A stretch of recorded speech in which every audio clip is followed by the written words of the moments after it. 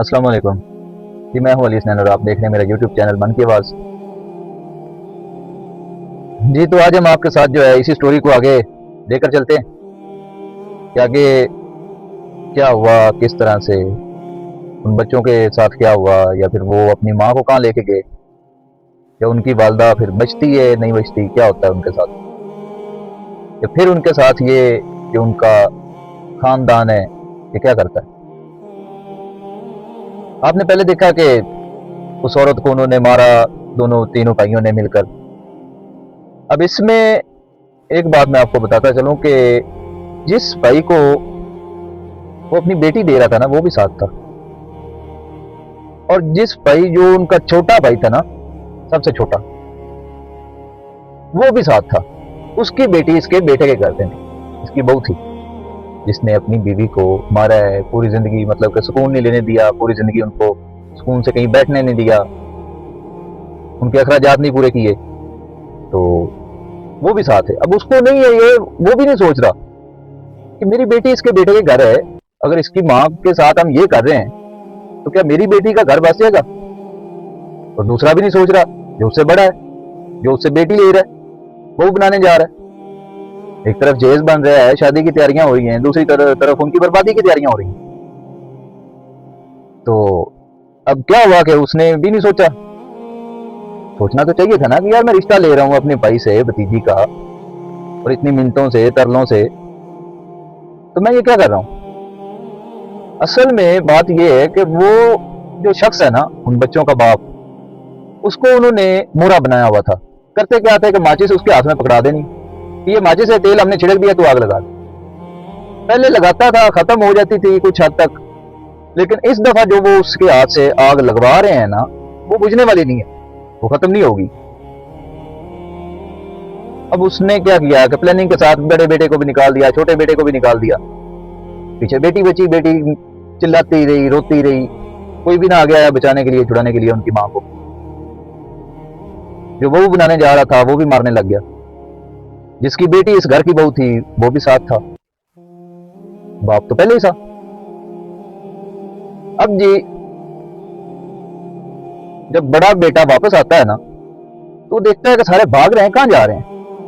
अच्छा मजे की बात बताऊं कि जिस बीवी को वो लेने गया है, वो बीवी नहीं आ रही आगे से, तो बीवी तो गई नहीं कहीं पे, वो खाली हाथ आया उधर से, घूम फिर के उसको ढूंढ के खाली वापस आ गया। तो वापस आके देखता है कि ये सारे हमारे ताए चाचे, ये सारी फैमिलियां भाग रहे हैं, कहां जा रहे हैं, उसको नहीं पता। वो घर पहुंचता है, देखता है कि माँ जो है वो जमीन पे गिरी हुई है, बहन जो है वो ऊपर चिल्ला रही है, रो रही है, बाकी सारे भाग चुके हैं। उसने अब क्या किया कि माँ है, उसको बचाना तो है। माँ को बाइक पे बिठा लिया, पीछे बहन ने पकड़ लिया, आगे वो बाइक चला रहा है कि हम इसको हॉस्पिटल ले जाते हैं। बहुत याद था ना कि कोई रोड नहीं है, कोई कुछ नहीं, कोई सहूलत नहीं है, कोई कुछ नहीं है, कि शहर तो था नहीं कि कॉल करते तो रेस्क्यू पहुंच जाता उधर। अब वो उसने बाइक पे बिठाया है, बाइक पे बिठा के वो लेके जा रहा है अपने गांव की तरफ। उधर जाके किसी के घर में माँ को लिटा दिया चारपाई पे। रेस्क्यू को कॉल किए, रेस्क्यू आ गई है। छोटे बेटे को नहीं पता अभी। अब छोटा बेटा क्या है जी, वो अपनी फूफो के साथ, और जिस औरत को उसके वालिद ने मारा है उसको लेके वो उसके इलाज करवा रहा है, तीमारदारी कर रहा है। छोटा बेटा जब वापस पहुंचता है घर से कुछ देर पहले, उसको कॉल आती है। वो कॉल सुनने लग जाता है तो वो शख्स उसको कहता है कि आगे ना जाना, तुम्हारी माँ को उन्होंने मार दिया है, वो खून में लथपथ है और हमारे घर में है, तू इधर आ जा। वो यकीन ही नहीं करता कि यार 2 घंटे पहले मैं छोड़ के गया हूँ, अच्छे खासे बैठे हुए थे, कोई लड़ाई नहीं, कोई कुछ नहीं, कोई मसला नहीं, मेरी माँ कैसे मार सकती है, हो नहीं सकता। आगे से क्या होता है कि उसका मामू का बेटा, जो वो फुप्पो उसके साथ थी ना, वो उसके मामू की बीवी थी, मामी भी थी, फुप्पो भी थी। वो मामू का बेटा आगे से आ रहा है, तो वो अपनी माँ को साइड पे लेके गया हुआ है, वो बात कर रहा है फोन पे परेशानी में, भतीजा। वो फुप्पो का बेटा है, उसने माँ को साइड पे किया, उसने कहा जी मामी को मार दिया मामी ने, तो आप ऐसे करो फौरी भाग जाओ।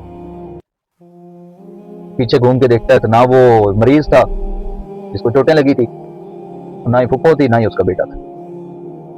अब वो बाइक वापस मोड़ता है तो उधर चला जाता है जहाँ पे उसकी माँ को लेके गए हुए थे, उसका बड़ा भाई और बहन उसकी। तो अभी रास्ते में था तो वहां पे वो देखता है कि आगे रोड पे जो है एम्बुलेंस आ रही है रेस्क्यू की। अब उसने क्या किया कि बाइक को एम्बुलेंस के पीछे भगाना शुरू कर दिया। उसके जहन में यही था कि यार लड़ाई हुई होगी, हल्की फुल्की चोटें आई होगी। जब उसने उसका भाई वो रेस्क्यू की जो वैन थी, एम्बुलेंस थी, उसमें उठ के एक साइड से दूसरी साइड पे गया ना, उसने सफेद कपड़े पहने हुए थे उसके बड़े भाई ने। जब वो दूसरी साइड पे गया है तो उसकी नजर पड़ी उसके कपड़ों पर। तो मैं आपको बता नहीं सकता कि उस पर क्या बीती थी।